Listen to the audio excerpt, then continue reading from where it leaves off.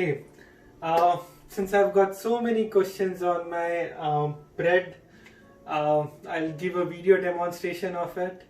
The whole idea for this bread started when I was looking for an alternative, trying to go away from carbs and going into keto diet. My first version of this was made up of almond flour, but this one I'm making is with soya bean flour. And let's look into it, what we are going to put. The first ingredient, which is the most controversial. So let's look at the ingredients we are putting. The first ingredient is one of the most controversial. It is 3/4 cups of gluten. I know in recent years there has been a lot of flack about gluten, but gluten has got such a bad reputation in recent years. But the thing is, it's an indigestible protein. For most of the people, 99% of the one have no gluten allergy, has no effect on their body. It's indigestible, as I just said, and it gives the fluffy texture to the bread. So this is gluten. The next biggest ingredient that we are going to put is 3/4 cup of ground soya flour. This gives a good protein boost to your bread. Let's look at the other ingredients. I've put in 1/4 cup of each of them. This is psyllium husk. For people in India, they know it as isabgol, flaxseed powder, coconut flour. This gives a good fiber content to your bread. Almond flour. This is something which was the main ingredient in my first evolution of the bread. This is oats, to give it a good soluble fiber and a bit of carbs.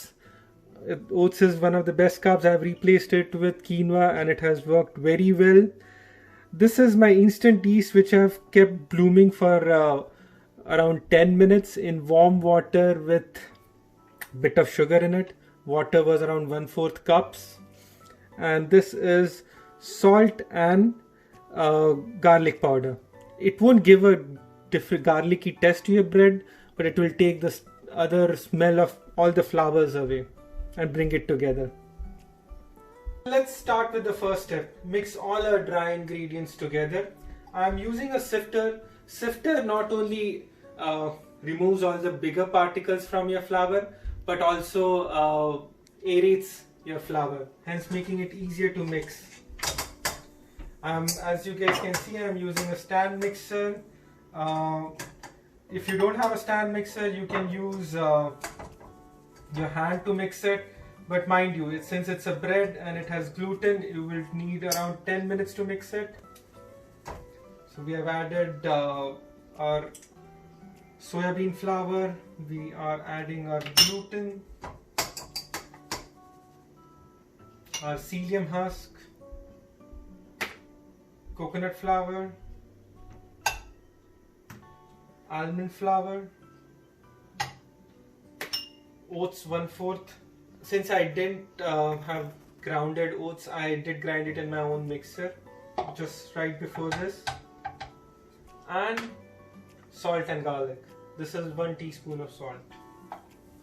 Just to add a little note, I'm using old-fashioned oats which I've grounded. You can use any oats that you have available at your home.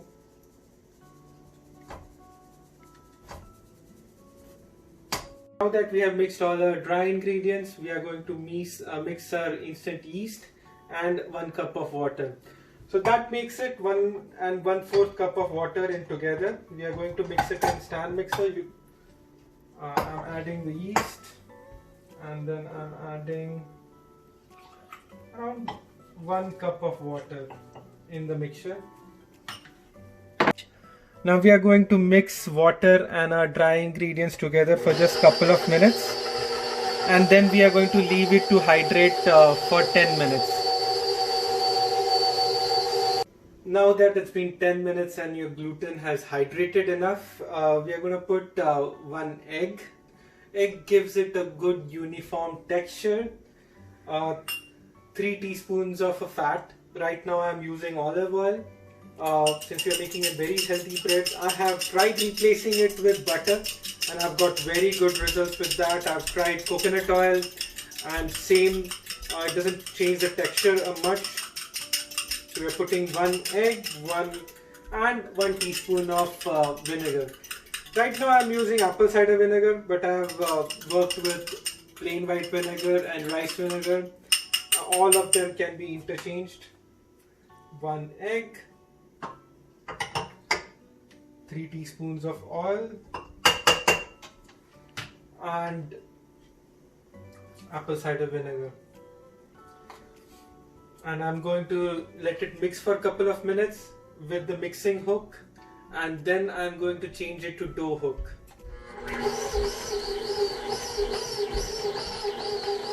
Now that your dough has mixed very well, it's time to change your mixing hook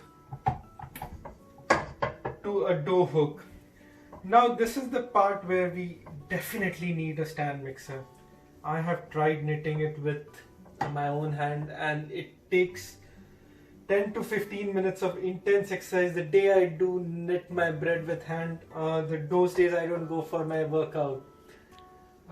This allows it, once I change it to dough hook, I am letting it run for 10 minutes and you will see the results on your own.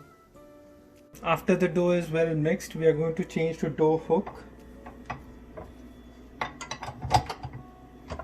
and let it run for 10 minutes on medium.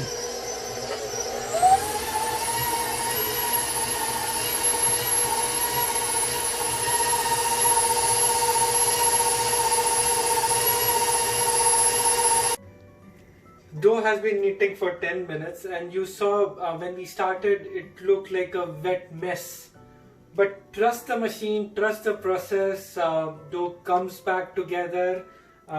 If you come closer you will see the dough is completely ready.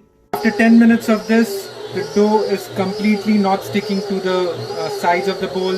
It's smooth, it should look supple, it should come easily off the handle. Switch off your stand mixer, remove the dough, it should come off very easily. Knead it with hand for just a minute. Form a bowl out of it by stretching into it and pinching it slightly from inside and giving it a nice shape.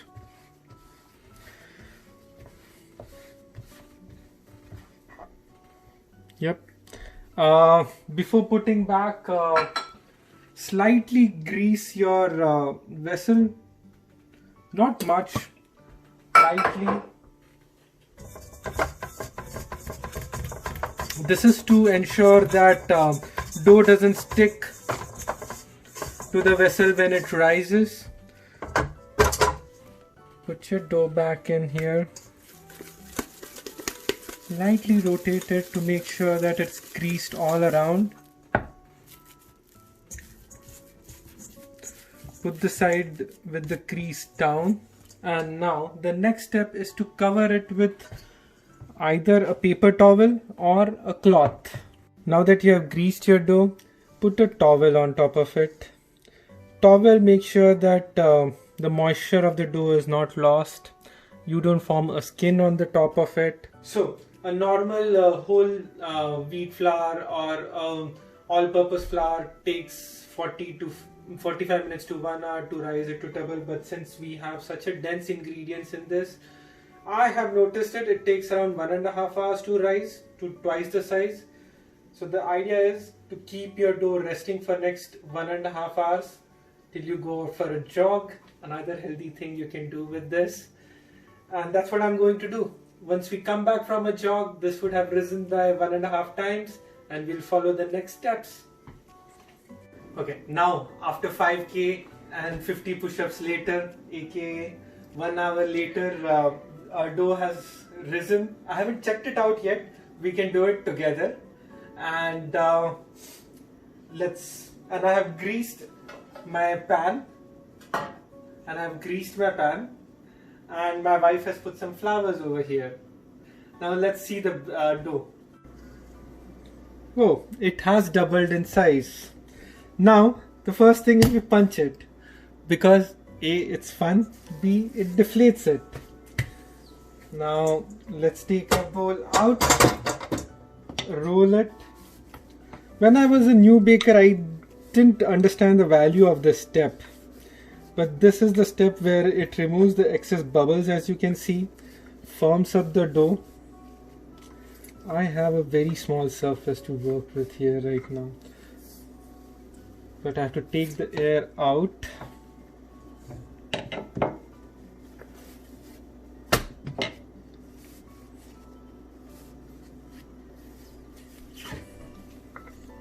And make it into a perfect shape for the bread.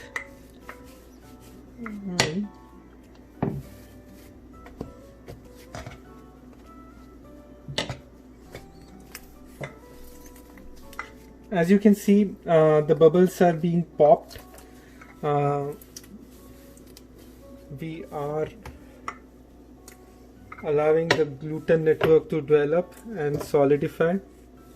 And once this is done, once it has been completely deflated, we'll put it in the pan which we have already greased it. As of now, I have greased it with coconut oil. Just for the sake of variety, you can continue to use olive oil in this case. If you have a larger surface to work with, it's even better. So I did the math. I made an Excel with all the ingredients and added them together. Even though this has every good ingredients in it, the calories is around 150 calories per slice, which is around 30 to 40% more than your white bread. But the good thing is most of the calories comes from either non-saturated fat or proteins. Hardly 3 grams comes from carbohydrates and none from sugar. So it has, as you can see, it has not more than 1 teaspoon of the sugar in the whole bread. And it is completely healthy since we have added psyllium husk, we have added oats. It has soluble fiber in it, which makes sure that this bread is very easy to digest. Now once we have rolled the bread into a dough, into a bread loaf shape, as you can see, we are going to place it in the pan and let it rise again for 1 to 1.5 hours. And the next step is to bake. Other than the normal bread, I bake it at around 380 degrees for 15 minutes. But the next step is relatively straightforward. See you soon. Are you guys ready to see how the rise on the bread is? It is well risen, isn't it? Okay. Now the oven is on 380. And we are going to put the bread for 15 minutes, and that's it. One good trick that I have learned is I've kept a small pan with a little water in the oven, so there is a bit of a steam, so the bread doesn't dry out. Okay, let's see. Okay, now after 15 minutes of baking, let's see how our bread turns out.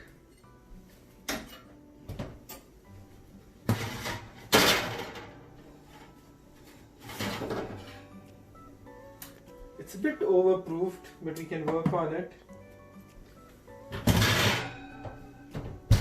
Let's see. Let it cool for a few minutes. We will run the knife through and let it cool on the rack. So now that the bread had a few minutes to cool down, around 30 minutes, I cut a slice of it and I was just having it with my lovely wife and a bit of butter. It tastes amazing. It's high on proteins. Go for it, stay healthy, stay connected. Bye.